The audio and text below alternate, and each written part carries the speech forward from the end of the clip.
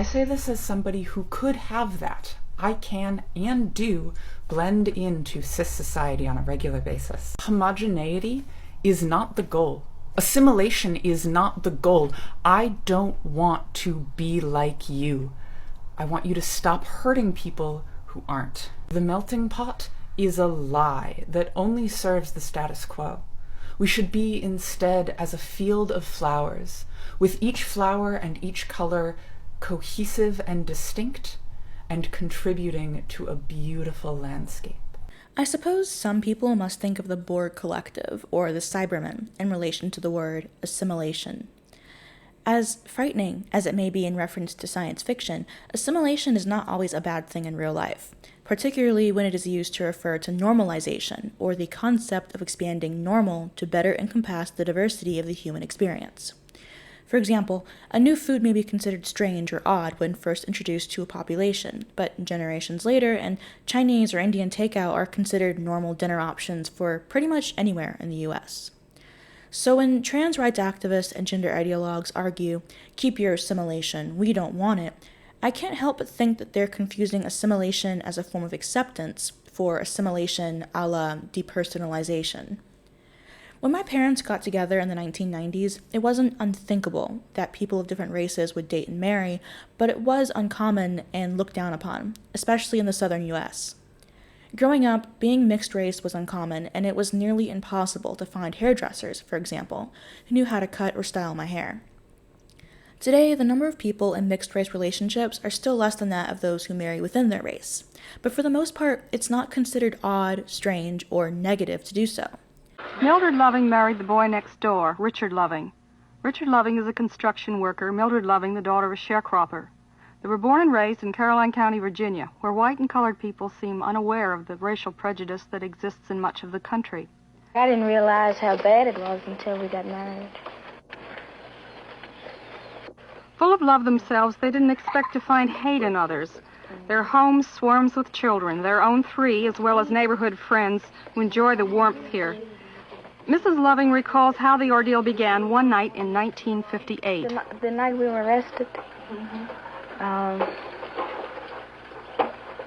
guess it was about 2 a.m.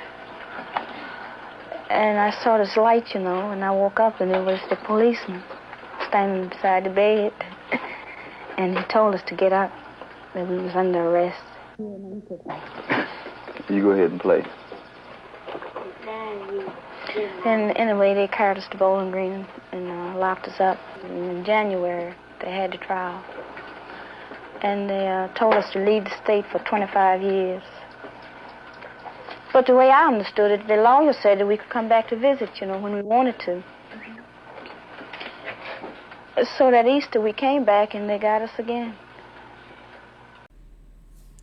As reported by Pew Research, in 1967, when miscegenation laws were overturned in the United States, 3% of all newlyweds were married to someone of a different race or ethnicity.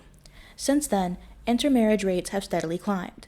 By 1980, the share of intermarried newlyweds had about doubled to 7%, and by 2015, the number had risen to 17%. All told, more than 670,000 newlyweds in 2015 had recently entered into a marriage of someone of a different race or ethnicity. By comparison, in 1980, the first year for which detailed data is available, about 230,000 newlyweds had done so. In other words, interracial marriage has become normalized. My parents, along with anyone who's dated outside of their race, would say that's a good thing. Being normal is not the same thing as being boring or exclusionary of being unique. By expanding what normal is, it simply means that a wider group of people are allowed to live with dignity and respect. So when a person complains about not wanting to be normal or assimilated, I can't help but think that anyone who says that has yet to be truthfully ostracized. There is an immense privilege in being able to choose whether or not to be excluded or to face hardships. If all it takes to not be oppressed anymore is to decide to use a different label for oneself, then you were never truly a victim to begin with. Hey Diva, we're calling you down into the Assimilation for the transvestigation led by Detective Fierce. In a racist society, a black person cannot decide to no longer be black and thus be treated equally. In an ableist society, A disabled person cannot decide to no longer be disabled and thus be able to work or live unencumbered by their disability. In a homophobic society, a gay person cannot decide to not be gay. At best, they can suffer in silence and try to hide what sets them apart. But even this does not defend against the societal pressure and mental anguish that results from knowing you are other and that other means lesser. There were things about myself that were causing people to bully me. I only figured out what kids were honing in on, being a little bit more effeminate. I started very early trying to figure out how I could change and what I could do to make sure that kids didn't see something different about me. It wasn't until high school that I felt like I could really assimilate a little bit better. That became really, really intoxicating. I could show up with a group of friends, not be called out as gay or words like sissy or anything like that. It was almost like there was this little thing that went off in my head where I was like, I did it. I did something. I did something that was right. And that fueled for me the chance to feel like, okay, maybe I can get past this. I can keep this part of myself on the shelf. A heterosexual woman who calls herself queer, but only engages in relationships with men, is choosing a label to set herself apart, even though her actions remain within the status quo.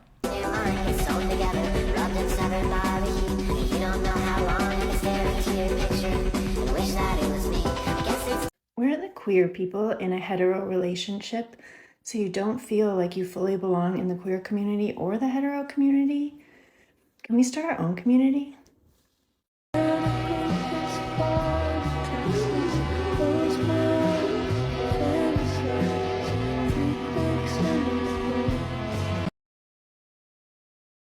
As a queer woman who is in a relationship with a man, my heart breaks. I really don't even know where to start with this, but I talked to my therapist today and she was like, maybe you should make like a video on your platform. And I was like, yeah, done. I agree.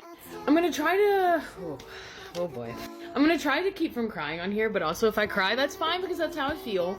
But I get so much judgment from the queer community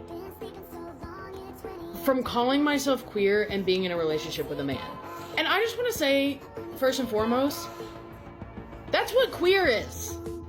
Queer means that that's literally what it is. I'm dating who I want. And I understand that when some people come to me and they're in a relationship with the same sex, they may be coming from a place of pain when they're like, oh, they make jokes like, you're not really queer, you're not fully queer, you're half queer, or you're not queer, you're with a man. I get that your life looks different than mine and we go through different struggles. But at the same time, that doesn't mean I don't go through things. Literally, case in point, a lot of times I don't feel like I am accepted into the LGBTQ space, the queer space, because I'm dating someone that's the opposite sex. And what really sucks, dude, is I feel like I've been feeling like I have to defend my queerness. I have to be like, oh, well, I ran into a lot of queer people over the past week, and I was like, they're like, you're with a man. And I'm like, yeah, but I literally said, but I like boobs. And that wasn't even enough for them, because no matter what I say, if I'm not fitting their perception of what a queer person should be, they're not gonna accept any. I could be like, oh, I had a crush on this girl when I was young, and la la la la la la la. It doesn't matter. I shouldn't have to defend myself, and I'm really sick of it. A man who only dates women, but wants to call himself a lesbian, is not being ostracized for being homosexual, but rather he's choosing an identity to rally behind. He's acting in a role and taking on a persona which he can cast aside at any time. It was so weird being straight by technicality growing up, like the trans being experience for me as a teenager. I would be like, constantly being asked if I was gay, and I kind of was like, there's something queer about me, but I loved women. I was very into women, and I thought that being a guy was this immutable, unchangeable fact about me, even though it was deeply an incorrect assumption by many people, including the medical community. And so it's like, looking back, it all makes sense. Looking back, it makes sense why, like, my lunch table and all my friends were a bunch of women. And it makes sense how it's like, looking back, like, yeah, of course I didn't really understand how when I try to talk about like the girl I was in love with to guys, it wouldn't really click, and I had to learn how to communicate it differently, because what I would be trying to communicate was like deep lesbian yearning. And it's like, now it's like, oh yeah, this all makes sense. This all clicks. This all clicks. But when you're feeling those things and you are being told that you are a dude, and the societal pressures for you to be a dude, it's kind of like, it's kind of like there's this queerness that's like within you that is just like tucked away and hidden and misunderstood by even yourself. And then it's not until transitioning that I realized, like, oh, after all those years of being the like gay best friend of a bunch of girl groups, but if it was like they had this added benefit where because I wasn't gay, they could like entertain the idea of me being this ideal man who would like have all these traits that they wanted in a man, and I could like maybe be that person, but like then I'd be like, I'm not allowed to be that person. There's all this stuff. And looking back, it's like, well, if you just looked at my entire experience where it's like, oh no, I was just a lesbian, it would all make sense. Hi, I'm Jake Gyllenhaal, and I'm hosting SNL this week with Camila Cabello. No, Gyllenhaal. Your name is pronounced Gyllenhaal. Labels or words are respected or taken at face value.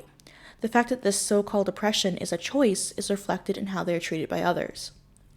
Transbians, or trans-identified males who are heterosexual and seek lesbian partners, are coddled and allowed to pressure homosexual women into allowing them into their spaces, into dating them, and having sex with them.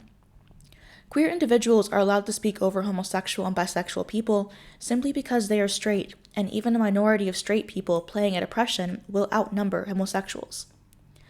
The greatest difference between homosexual and bisexual people and heterosexual interlopers is that we have faced pressure to conform.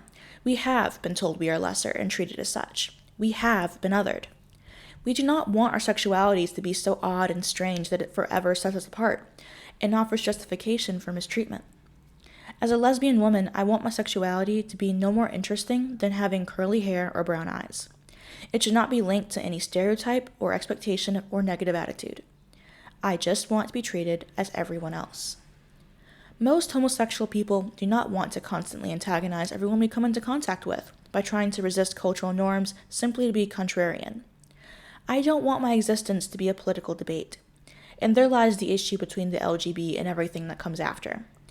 The point is not to find acceptance, but to find proof of being different, better, unique, and reveling in being strange and off-putting. Hello friends, the last time I made this video, it landed on a very homophobic side of TikTok, so I would like to give it one more try, and let's please learn how to use pronouns correctly. Alright, let's go! So today we're going to learn about Frog's pronouns. These are a type of neo-pronoun, which means they're a new pronoun, which means they do exist, they're just not something that's been very heard of. But we're gonna get used to it, alright? Let's do this. Frog is such a great person. Frog's smile is so contagious. In fact, I saw Frog make a whole audience smile. I think Frog should be very proud of Frog's self. Thank you so much for watching and for making the world a better place. I love you all so much. You enjoy being the center of attention when all I want is to be boring. You enjoy finding reasons to set yourself apart when all I want is for my commonalities to be noticed. A movement for the acceptance of gay people is inherently at odds with one which relishes in its opposition to the norm. And of course, that doesn't even touch on the inherent misogyny and homophobia in a movement which denies the reality and immutability of biological sex. I'm tired of normal being treated like it's inherently a bad thing. I'm tired of being considered bedfellows with a group that has never and can never relate to my own experience. I'm tired of a group which loves to use its own meaningless labels as justification for why they should be coddled and should be able to speak over everyone else. I'm just tired. This, dear viewers, is where we part. I'm sure a lot of you are tired too, and I'll just leave it at that. If you guys have any comments, questions, or concerns, you can leave them in the comments section down below, and I'll see you guys next time. Bye.